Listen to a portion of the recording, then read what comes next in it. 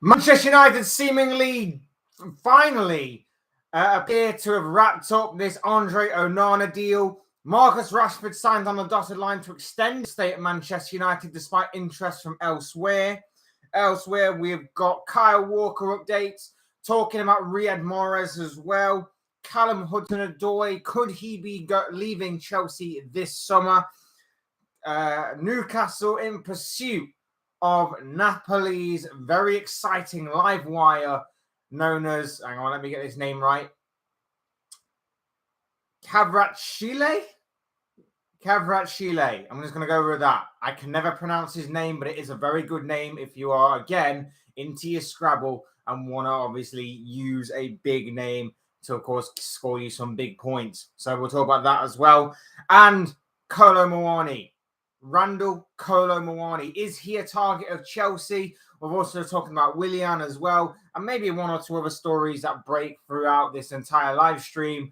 But of course, those are some of the biggest headlines from the world of football right now. Hey, you guys, welcome back to the channel. Welcome to another video, another live stream, another all new news live stream here today. I'm talking, like I say, some of the biggest headlines from the world of football.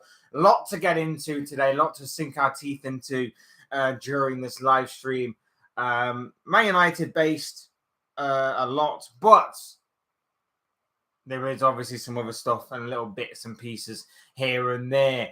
As always with these live streams, I would like to remind you to please like the video, like the live stream, and subscribe if you're new. Both things always and very greatly appreciated. Also, get involved in the chat. Get involved in the chat. Tell me your thoughts, your comments, opinions, predictions, feelings, whatever you want to call it, on any of the stories that I'm talking about or any stories that you guys want to talk about throughout this entire stream. That would make for great and interesting reading. So do get involved with all of that stuff. It would be great to hear from you all and great to receive feedback and all of the stuff as well on the entirety of the live stream. But without further ado, let's get into it. Let's get into the stories, and we're going to start things off with Andre Onana, a story that I've talked about constantly and throughout this entire transfer window, it seems. This seems to be heading towards a conclusion right now.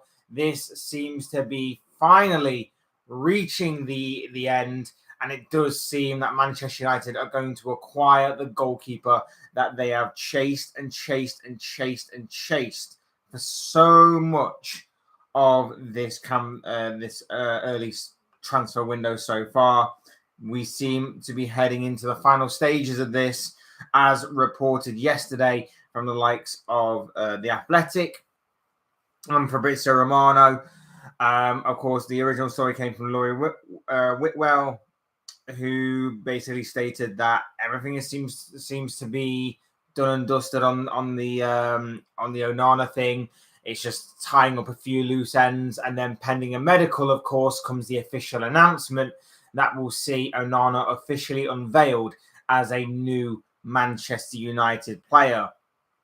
David Ornstein followed it up with Manchester United set to agree personal terms with Inter Milan goalkeeper Andre Onana today, and transfer fee very close to being finalised. 27-year-old expected to sign a 5-year deal, and hope is he flies with Manchester United squad to New York City on Wednesday for tour. And then, of course, goes on to credit Laurie Whitwell, who, of course, broke the story at The Athletic.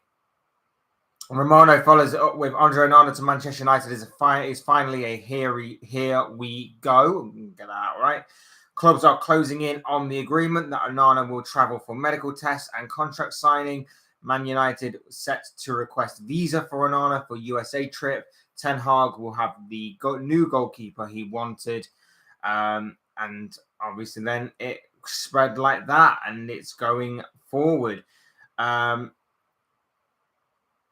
yeah, basically it's been followed up by everybody else under the sun that Andre Onana will become a Manchester United goalkeeper going forward. And I've said time and time again, as much as I don't like Manchester United, as much as I'm not a fan of Manchester United for obvious reasons, I can't help but admire this transfer. I can't help but like this transfer. I think this is a very good transfer for Manchester United, not just in terms of the player that they're getting, but the type of player they're getting. Of course, that goalkeeper situation needed to be strengthened, and they're getting one of the best goalkeepers in the game currently.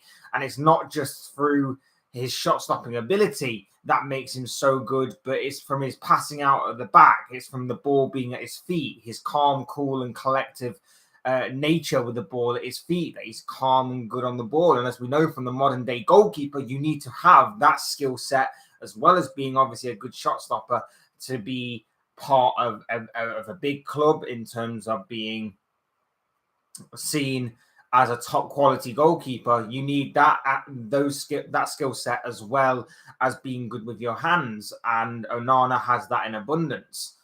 A quality signing, brilliant signing, and goes into being one of the top goalkeepers of the league instantly right off the bat, in my opinion, given his form at both Ajax and Inter Milan. Ten Hag will obviously know him from his time at Ajax, and obviously has probably followed him and watched his career develop, and of course will be the perfect fit for the Ten Hag system.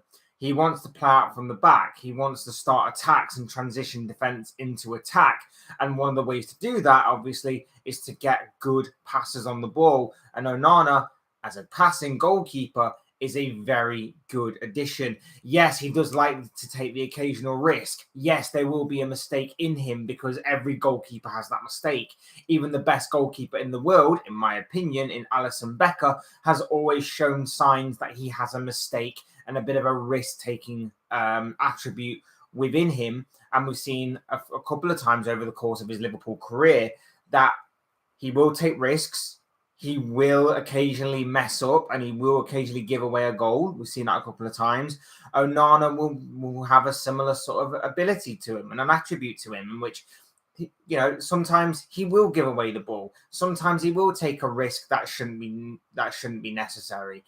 There will be a couple of times where that may happen, but overall, he will be a solid addition, a perfect addition to a side that is looking to change, a side that's looking to transform.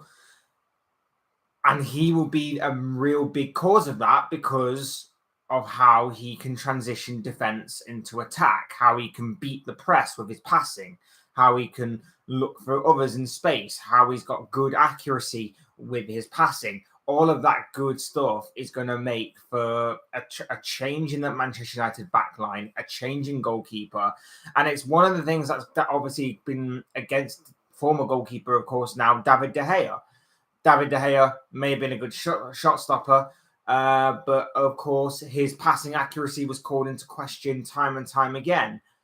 Onana will improve that statistic and that aspect of Manchester United to change to be more aesthetically pleasing on the ball and to obviously be better on the ball and better in transitioning from a defensive situation into an attacking one. So for me, Onana is the perfect choice goalkeeper. Kind of hate that this move is going to go ahead towards a big rival, but at the same time, I must say that if I am to be neutral and completely honest, it's the right move by Manchester United, the right move by Andre Onana, and it's going to be a fantastic acquisition signing, I'm sure. And I'm finally glad that I can put this saga to rest and not have to really talk about it again. Might just give it a mention when obviously it's done, dusted, official, signed, sealed, and delivered. But I can finally stop talking about Andre Onana and move on to something else because that is obviously the cause and of this.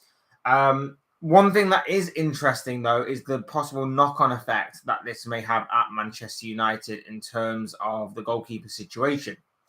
I just dribbled there. That was embarrassing.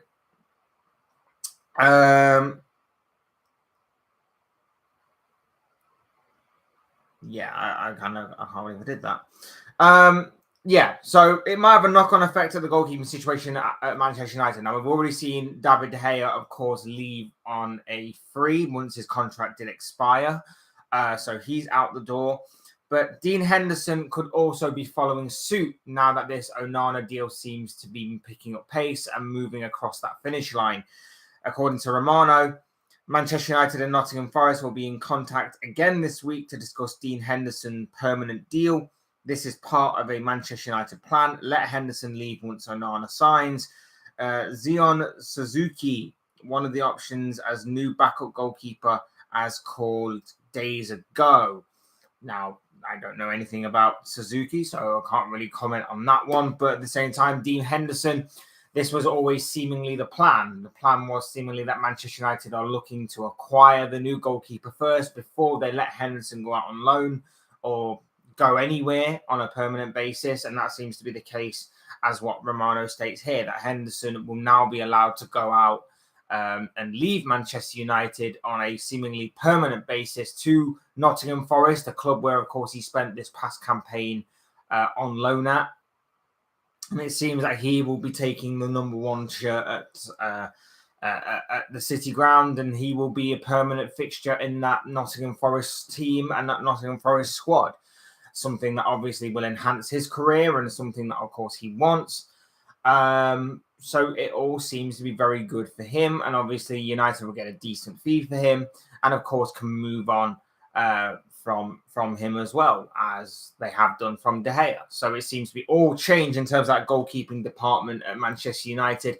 And thanks to this, obviously, Onana move, it does seem to have toppled a bit of a domino in that Dean Henderson will now be allowed to leave on a permanent basis. So good move by Nottingham Forest to sign Dean Henderson, and a perfect move by Manchester United to have acquired Onana, it seems, going forward.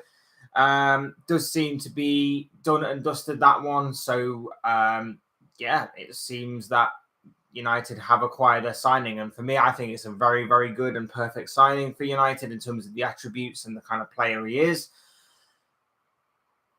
I can't say really a bad word against it other than the fact that it's going to Manchester United and not anyone else. So, yeah, fair play. Fair play to Man United. Love to know your thoughts on this one. Is Onana a perfect move? Is Onana a very good move for Manchester United? Do leave your thoughts in the chat, in the comment section on that one. Next up, we're going to be talking about Marcus Rashford. Marcus Rashford, Rashi, as Ollie Solskjaer stated numerous times during interviews and stuff. David Ornstein's come out today. We obviously know about the story about Rashford, about how there has been a bit of a dispute over his contract situation, but David Ornstein has seemingly put everything to rest today. And as we know, David Ornstein is very, very good, and The Athletic are very, very good with breaking these stories and, of course, having some legitimacy and some truth behind them. So everything does seem to be working out for Rashford and for Manchester United on this one. Exclusive. Man United reach agreement in principle with Marcus Rashford over new 5-year contract, deal until 2028, in final stages of negotiation and set to be signed after 25-year-old rejected more lucrative offers from England and abroad to stay at Manchester United, as reported by The Athletic. So it does seem to be a very good week right off the bat on this Monday morning for Manchester United. Not only are they going to be signing a new goalkeeper at some stage this week, but also they are keeping one of their talismanic players in Marcus Rashford going forward for seemingly another 5 years. Quality signing, in my opinion. It's not necessarily about who you bring in. It's also about who you keep as well. Rashford is definitely on that charge because, a year ago, many people were starting to question whether or not he had a future at Manchester United. Many people were questioning whether to cash in on him whilst they had the opportunity to do so at Manchester United, with obviously PSG sniffing around. And of course, this past campaign, Erik ten Hag has seemingly resurrected and given a rebirth to Marcus Rashford. He's just rediscovered the kind of form he exploded onto the scene with, scoring plenty of goals, assisting, being one of the top leaders and top players in that Manchester United team, coming up clutch so many times, particularly after the World Cup, in key moments for Manchester United that, of course, saw them get over the line in terms of their top 4 place and, of course, winning the League Cup and getting them through to a FA Cup final. Rashford was a key part of that machine that, of course, got them that far. So I think it's a fantastic move by Manchester United to tie him down to a longer-term deal. Brilliant from their point of view. And, of course, the cherry on top of the cake kind of thing of, obviously, the news surrounding Andre Onana as well. Hey, Ballum, how you doing, bro? Lovely to see you, my dude. Hope you are well on this Monday morning. Nice to see you, bro. I'm good. Hope you are too. Lassa Larucci to Sheffield. Thoughts? A chance for him to leave Manchester City team for Premier League. Money for Manchester City. How they do that. A year or two in French League and now Premier League. City are starting to develop some youth talent. That's what I was saying. So City are starting to really develop some youth talent, and they're just sending him out on loan. You know, Lavia was obviously a move that happened last year to Southampton, and look at where he's gone in his career to the point now where he's being linked with the likes of Liverpool and Arsenal. They're starting to develop some talent, and they're starting to send them out. So it could be an interesting move. I still think I still don't back Sheffield United maybe to stay up, to be honest. But, you know, we'll wait and see on that one. Yeah, we'll see. We'll see. But yeah, Man City's academy is definitely one to look out for the future. They'll probably start to move towards like a more Chelsea sort of outfit, bringing up talent and then using it to bring in money elsewhere. It's mad how they can somehow do that and other teams can't, but there we are. There we go. So, yeah, we obviously knew that Rashford was attracting interest from teams elsewhere. There were teams abroad that were sniffing around, particularly PSG. I think even Barcelona or Bayern Munich may have been mentioned once or twice, but Manchester United is seemingly where his heart is at. The club he's been at for a long, long time. Like I say, Erik ten Hag has properly resurrected this guy this past campaign, and I'll be hoping it can continue going forward. So, yeah, very good move by Manchester United for that one, as well as obviously the current situation revolving around the goalkeeper. Very good. Manchester City, Chelsea copy them with Strasbourg. Brighton and Hove Albion have the Belgian team, Union Stan Toda. Oh no, Stan Loda. I thought it was a T for some reason. I wonder if LFC will ever buy a football club, quite literally. Highly unlikely. Highly unlikely. Not with the way we currently operate and do business. So, highly unlikely unless it's someone much, much, much, much smaller. So, yeah, wait and see on that one. But yeah, Onana, deal done. Henderson looks to be out the door now that obviously the Onana thing has obviously toppled. So it does be a bit of a domino effect there.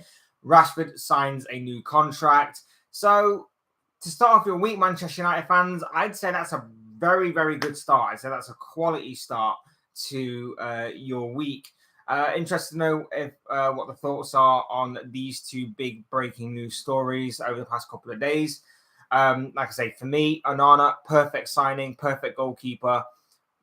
Keeping Rashford is obviously a very good move, a quality move for the long-term investment of Marcus Rashford and for the future of Marcus Rashford and that team as far as he goes as being a leader and as being obviously a player that has come up in so many clutch moments for Man United this season. Very interested to know what your thoughts are on Dean Henderson leaving. And, of course, these two things. But I think it's a very good move by Forest, by the way, the whole Dean Henderson thing. So we'll wait and see on that one. Hendo didn't seem too pleased in training. Are you taking Fabinho medical for him? Liverpool can sign Frankie de Jong now. They can take Thiago. Frankie de Jong is a good player for Liverpool to look at. You know what? Part exchange, money and...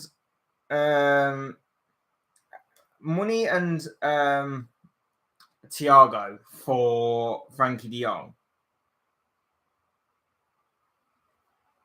Maybe a part exchange deal could work there. I like Frankie de Jong. I think Frankie de Jong is fantastic.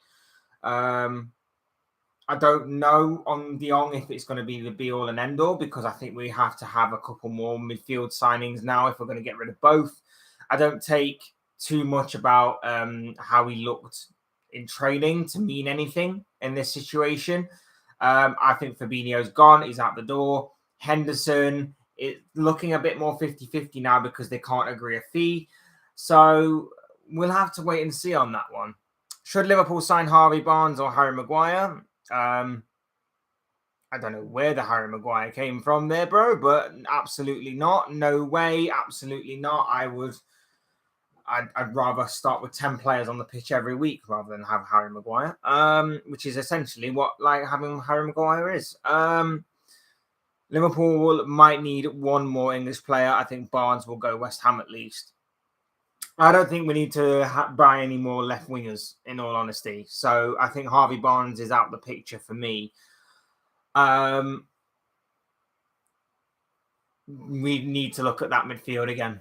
If those two are to go, we need to look at our midfield again. We need to bring in a couple more players. And then, of course, we need to look at our centre-back situation. I think everything seems to have cooled down on the whole centre-back situation at Liverpool. And I'm a bit concerned as to why that is. I know, obviously, everything's been taken over by this whole Fabinho news and the whole Henderson situation. But the centre-back situation for me cooling down isn't necessarily a good sign. I'm not going to lose my mind over it right now because it's still a long way to go in this transfer window. But at the same time, with pre-season starting back up again, it's only going to be another month. It's only another 3 or 4 weeks before the season starts again. I'm a bit concerned as to why that whole situation has quietened down a little bit. So we'll see on that one. I don't expect any of the under-23, under-21 players such as Ben Doak to be ready at all for the first team and top 4 challenge. I think we could see Ben Doak a couple of times this season. I think we're going to see him in some cup games, and I think that he may be on the bench a fair few times and maybe get a bit of a run out if Liverpool are winning games that are like 4 or 5-0 up, if that is going to be the case at all at some point this season. So, yeah, we could see him break through, but I still expect him another year in that development kind of team. And this summer's been all about Liverpool, some changes for the central midfield. And yeah, this midfield rebuild needed to happen gradually. But because we've left it too long, and because obviously it's sort of all came apart and fell apart this past campaign, it's had to happen all at once, which is not a great sign and is a massive risk and a massive gamble. I wouldn't be surprised if the excuses come about now of, oh, well, it's another year of a rebuild. It's another year of transition.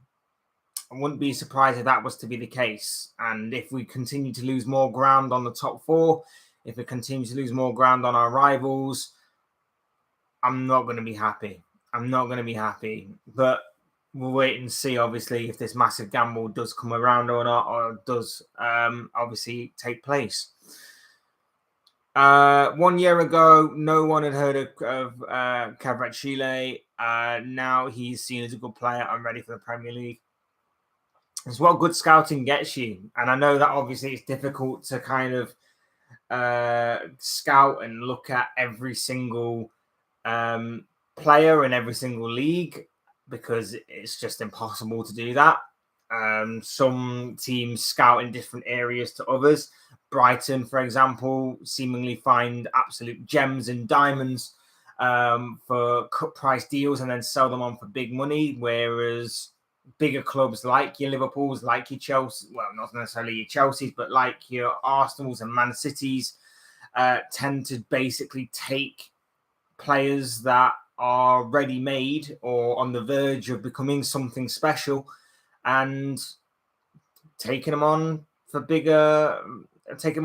bigger price tag, because they can afford it and they can do that, and they can bully the sort of smaller teams into obviously being a bit submissive and a bit, free to just give them up, essentially. I think we can all take a leaf out of like Brighton's books in that aspect, in terms of improving our various scouting systems and everything. But at the same time, it is essentially what it is. And as far as Kvaratskhelia goes, quality signing. He would be a quality signing for a lot of teams, in my opinion. And I might as well talk about it now whilst you brought it up. I think for Newcastle, he'd fit in really well. A quick player, technical ability is brilliant. He's got a bit of skill, a bit of flair to him. It would be another statement by Newcastle, another statement signing to add on top of the Sandro Tonali deal, of course. Impact, powerful. I think he fell off a little bit towards the back end of the season at Napoli, but maybe that is just a bit of tiredness, or maybe Napoli had wrapped up the league so much by that point that maybe he wasn't putting in as much as what he was doing at the beginning of the season. I think also his injury sort of stopped him a little bit from that point forward. But yeah, like that, this guy burst onto the scene this season, and what a way to do it. I saw him against Liverpool. He absolutely tore that Liverpool back line apart. He was incredible. He was absolutely incredible, and has been incredible in the Champions League and in the Premier League. And in Serie A ever since. And I think he will be incredible in the Premier League if he was to move to Eddie Howe's Newcastle, which is what the reports were coming out yesterday, that allegedly Newcastle are pursuing Kvaratskhelia, and apparently are going to be making a bid of £82 million for the Napoli winger, according to various sources in Italy. So that one could be very interesting going forward. Could be very intriguing to know going forward if that is going to actually happen, if there's some legitimacy and some truth to those rumours and reports. Exciting if you are Newcastle, intriguing and optimistic if you are Newcastle. And of course, we know that they need to beef up their squad if they are to have any hopes of maybe retaining a sort of top four finish this season, if they are to sort of retain Champions League football this season, if they are to obviously put together some sort of good run this season in terms of maybe the Premier League, or maybe in terms of going for a cup or something. I'm very intrigued to know if there is. Oh, my bad. Don't know why that alarm is going off, but it is going off. But yeah, very interesting to know all of that good stuff, and could be very intriguing. Bayern need a striker. I won't be surprised if Harry Kane stays at Tottenham.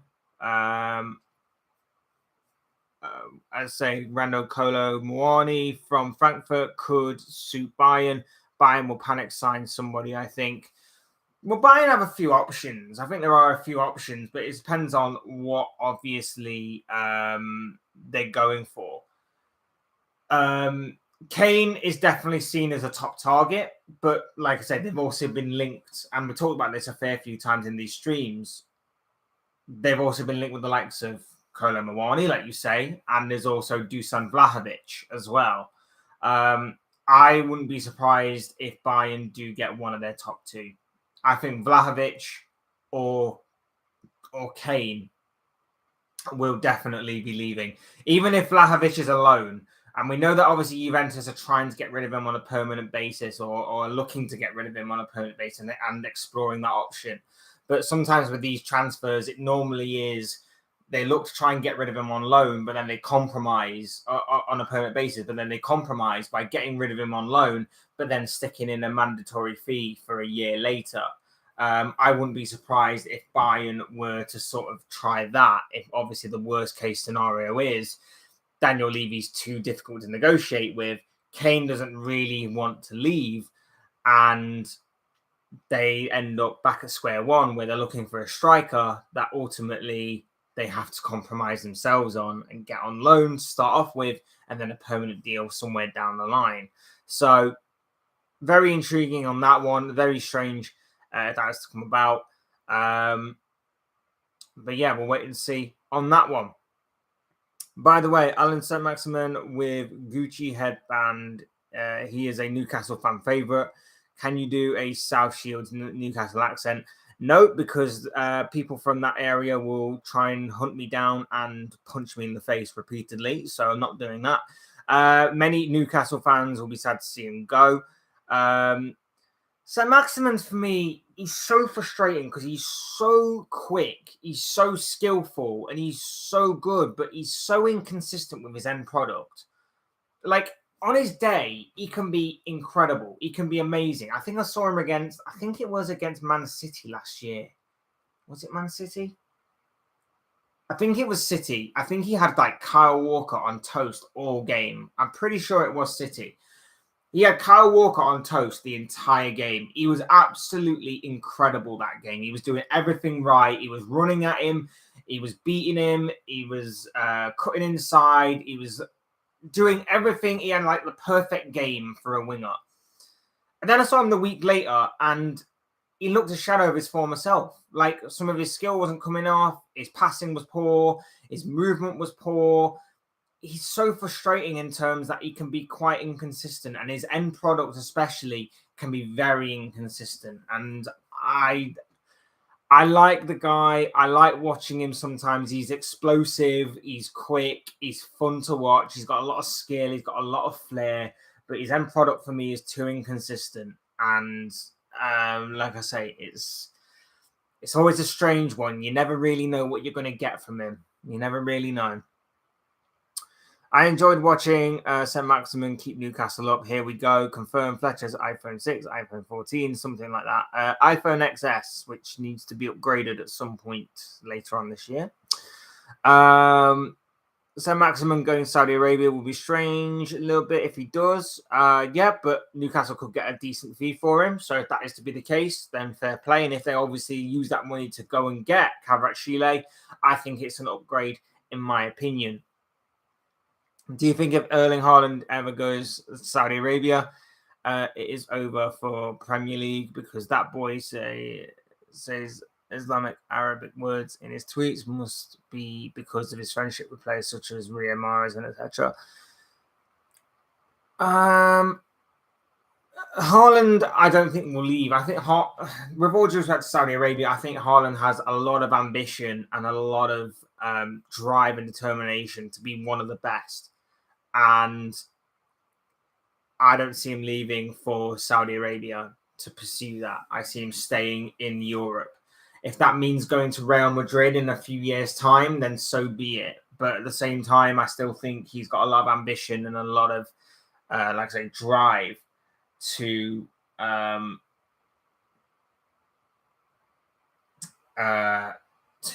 go ahead and do that. So yeah, I think he'll stay in Europe. I think he's just trying to be more inclusive with everybody. If that is to be the case, I've not actually seen or can't think off the top of my head of tweets that he's used Arabic words with. But I think he's just trying to be more inclusive, trying to be more social, I guess you'd say, on the social media platforms. Convenient. But no, I think that he's just trying to be a bit more inclusive to everybody, into his ever-growing fan base of millions and millions and millions that obviously are seeing him week in, week out, score plenty of goals, and of course get this hype train around him. That is obviously driving him forward. So yeah, it's obviously all intriguing on that score. But yeah, Newcastle reports flying around yesterday that they are trying to maybe obtain the services of Kvaratskhelia. And again, I apologize if I have butchered that name, but that is how I pronounce it. And so I do apologize. Take care, man. Take care. Good to talk to you, bro, as well. Thank you for coming in along. Thank you for joining us, and thank you for getting involved in the chat as well. Hope you have a good rest of your day, bro. I'll see you soon. Hope to see you again in another stream. Thanks, bro. Appreciate it. Next story. Let's talk Riyad Mahrez. Let's talk Riyad Mahrez and Kyle Walker, the Manchester City duo that seem to be on their way out of Manchester City this summer. Ben Jacobs reported a couple of days ago that Riyad Mahrez has verbally agreed terms with Al Ali. Still work to be done on the club-to-club side over the next 24 to 48 hours. Not a done deal yet, but Mahrez is keen on a move, and Al Ali, I can't pronounce it.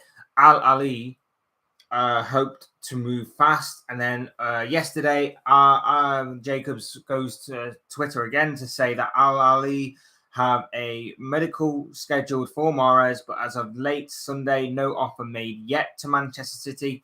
Sources indicate one is imminent in the region of £30 million. More clarity expected next week. Not a done deal yet, but Al Ali are optimistic. £30 million for a player that is, what is he, 32, 33, something along them lines. Riyad Mahrez, a player that is surplus to requirement, it seems right now at Manchester City, a player that lost his sort of way in the starting 11 over the past several months or so. Pep likes to keep things fresh. Pep likes to keep things good going forward. It makes sense. £30 million, I'd snap your hand off at, because let's face it, if you're selling Fabinho, he's 29 for 40 million. How the hell are they paying 30 million for Mahrez, who is a little bit older? It makes me think Liverpool could again maybe ask for a bit more money, but they won't. Yeah, I see it being the perfect move for everybody involved. Like, Mahrez gets a fantastic payday. He sets himself up for beyond retirement, which, of course, like I say, he's seemingly edging closer to. City move on. They get a decent fee for a player that is seemingly surplus to requirement. Pep likes to keep things fresh, so he gets a position and a squad place made available to him by the sale. It makes perfect sense. And then we move on to Kyle Walker, who Romano states will speak to Pep Guardiola next week as Manchester City will get back to work. The conversation will be crucial before final decision. Walker gave initial green light to Bayern. There are still details to be clarified. Also, no agreement between clubs yet. So it does seem Kyle Walker too is on the way out of Manchester City. But of course, that could possibly change. We know we've followed Kyle Walker's story a little bit in these streams, and we've said time and time again that after several years there, winning numerous trophies, playing numerous games for Man City, maybe it is time for Walker to move on. He's not getting any younger. Maybe he wants a new challenge elsewhere before, obviously, he retires.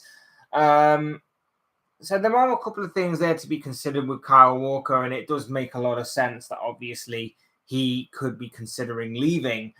But we'll have to wait and see. Like Romano says, there were talks set to be taking place this week in regards to himself and Pep Guardiola. I think it's best if for all parties they move on. I think Guardiola can probably find another right-sided centre-back / right-back who could fit the bill, fit a good position, and obviously fill in the shoes of Kyle Walker, so to speak. And I think it's good for City. They'll get a decent price on him. They'll also get to cash in on him whilst they still have the opportunity to do so. And for Kyle Walker, like I say, it could be a good sort of retirement thing. It could be a decent move for him to see out the rest of his career, if that is to be the case. So fair play to him as well. Callum Hudson-Odoi. We're moving on to Callum Hudson-Odoi. Allegedly yesterday, according to Sky Sports' Domesh Chef, Chelsea had reportedly rejected a bid from Fulham for Callum Hudson-Odoi. Now, we have talked about Callum Hudson-Odoi a little bit in these streams, and we've constantly said that he's been linked with a move away from Chelsea. He's seen as surplus to requirement at Chelsea, and the Blues are obviously going for a big clear-out this summer, which has already seen the likes of Edouard Mendy, Kalidou Koulibaly, and obviously N'Golo Kante left on a free transfer following, obviously, his contract expiring. But there have been a couple of other, or many other names that have either left Chelsea or on the verge or been talked about as leaving Chelsea this summer, as Mauricio Pochettino looks to perform a lot of summer cleaning in that Chelsea squad this summer. Callum Hudson-Odoi seems to be the latest in a long list of players to be linked with a move away. We already talked about links to him going maybe to Saudi Arabia, and obviously using those Chelsea links that Chelsea have and have used very well so far this summer at their disposal. But maybe there is interest from the Premier League that may take Hudson-Odoi's fancy even more so. Allegedly, there has been interest from the likes of Nottingham Forest and Everton. But of course, as the report goes on to say from Dharma Chef, Fulham have now entered the race and have seemingly had a bid rejected for him. Originally, I thought this was to replace Willian, who I thought was on the way out of Craven Cottage and I thought was going to be going to Nottingham Forest. But according to Fabrizio Romano states that Willian decided to return to Fulham. Agreement reached.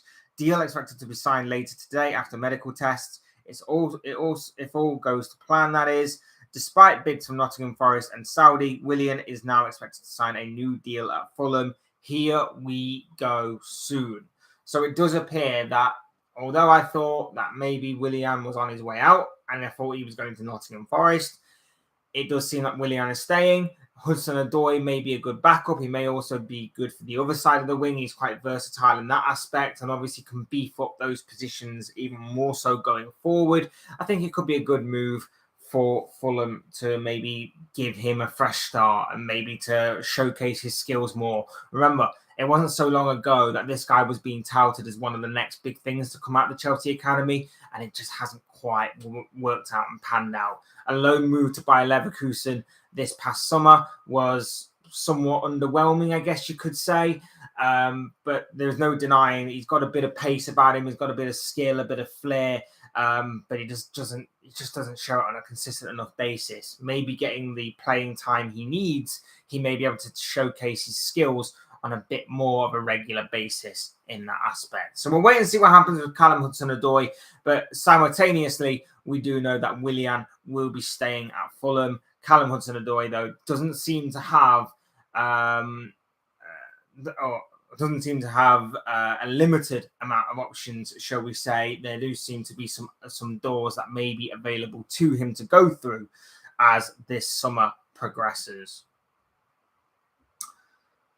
Randall Kolo Muani. That's the story we're going to be seemingly ending on today. Randall Kolo Muani. Reports coming out about this, about the French striker, seemingly suggest that maybe, just maybe, Chelsea are interested in pursuing the striker. Reports yesterday from Fabrice Hawkins stated that Chelsea are interested in Randall Kolo Muani. They join Manchester United and Bayern. The Bayern interest is if Kane does stay at Spurs. And on the flip side, if Kane does leave Spurs this summer, Spurs will also be looking to maybe raise their interest as well. So Kolo Muani seems to be another one that, again, we talked about a little bit in this transfer window already and does seem to be picking up some interest here and there. Of course, for a lot of his potential interest, it does seem to be regarding circumstance in regards to other players moving, other things going about their business. I think I even remember reading maybe Juventus maybe keeping him open as an option, depending on what happens with Dusan Vlahovic going forward, of course. But it does seem that he will have some options available to him in the form of Tottenham if Kane leaves, Bayern if Kane stays at Spurs, and of course with Manchester United and now seemingly with Chelsea. And it's pretty obvious as to why that may be the case. He's had a very good season with Bayer Leverkusen this season. Let me just double check these stats because I've got them wrote down, but I feel like I didn't write it down properly.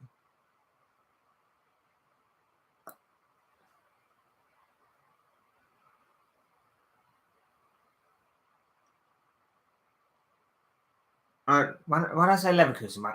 It's because I was just talking about Leverkusen with the other thing. Frankfurt, of course, Frankfurt. I don't know why I said Leverkusen. Frankfurt.